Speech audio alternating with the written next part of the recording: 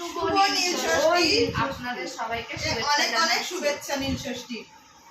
আজকে আমরা বানাবো সুজি মাখা। সাবু তো অনেকেই খান, সাবু ভিজিয়ে মেখে অনেকেই খান। আজকে নতুনত্ব সুজি মাখা, একদম কম সময়ে সুজিটা ভিজে যাবে। সাবুটা ভিজতেও আমাদের টাইম লাগে, দেরি হয়। সুজিটা কম সময়ে ভিজেও যাবে আর মাখাটাও খুব টেস্টি হবে।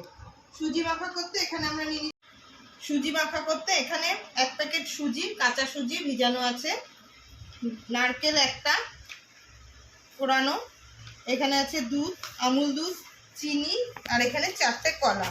শুধু 10 মিনিটেই ভিজে যাবে। আপনারা খাবার 10 মিনিট আগে ভিজিয়ে রাখলেই হবে। আমাদের সবার সাবু খেলে খুব সমস্যা হয়, তার জন্য আমরা সুজিটা ভিজিয়ে আমরা খাই। আর চটজলদি হয়েও যায়, তাড়াতাড়িও হয়। অনেক সময় ভুলে যাওয়া, অনেক সময় মানুষ ভুলে। ছোট বাটির 1 বাটি চিনি দিয়ে দিয়েছি। চিনির মধ্যে কলাগুলো দিয়ে আস্তে আস্তে চটকে নেব। এই যে 4টে কলা রেখেছিলাম, চিনির সাথে কলাগুলো চটকালে খুব সুন্দর মিশে যায়, তার জন্য আমরা চিনির সাথে চটকে নিই। তারপরে দুধ আর নারকেলটা দেব, দুধটা দেবো টেস্টির জন্য, একটু দাঁড়া। তারপরে আমরা মেখে খাবো। আপনারাও একটু খেয়ে দেখবেন কেমন লাগে। আমাদের এই নারকেলটা কিন্তু একটু ডাব ডাব ভাব আছে, এই নারকেলটা নিলে টেস্ট হবে। সুজিটা নিয়ে আসতে পারি। হ্যাঁ, সুজিটা করতে কি বলো তো দিদি, তাড়াতাড়ি হয়ে যায় আমাদের, ওই জন্য। এবার নারকেলটা দিয়ে দিলাম। দেখেন ডাব ডাব নারকেলটা এমনিতে টেস্ট, নারকেলটা মুখে পড়লে আরো ভালো লাগবে। হ্যাঁ, দুধটা দেবে, ওই জন্য নারকেলটা আমাদের পুরো কুড়িয়ে দেওয়া হয়নি। এখানে দুধ আছে ওই বড় চামচের 3-4 চামচ মতন দুধ আছে। এই যে দেখুন আমার প্রায় মাখা হয়ে গেছে, টাইম বেশি লাগলো না, একদম জলদি, চটজলদি।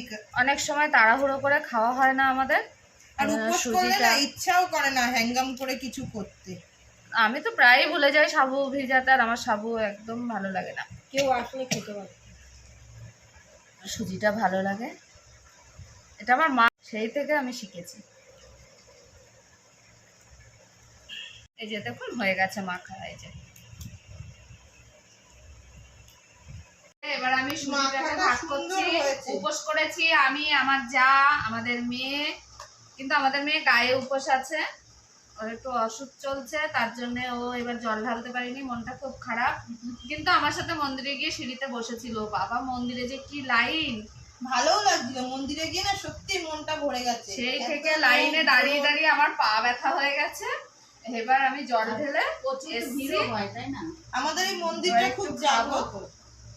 আমি 6:30টায় গেছি আর 8:30-9টার সময় জল ঢেলেছি। এই মন্দিরটা না সবাইকে একদিন দেখাতে হবে। মন্দিরটা এত সুন্দর। মন্দিরটা আমাদের হয় অনেকটা বড় এরিয়া। 10 মিনিটের মধ্যে আমাদের সাবু মাখা, এই সুজি মাখাটা হয়ে গেছে। এবার আমরা একটু খাই, উপোসটা আর পাচ্ছি না। এই যে দেখুন সুজির মধ্যে এই যে গোটা গোটা নারকেল আছে। আপনারা উপোস কেন, এমনিতেও সন্ধ্যাবেলায় একটু করে খেতে পারেন যদি মনে হয় যে চটজলদি একটু খাবো, কিছু পেট ভারী থাকবে।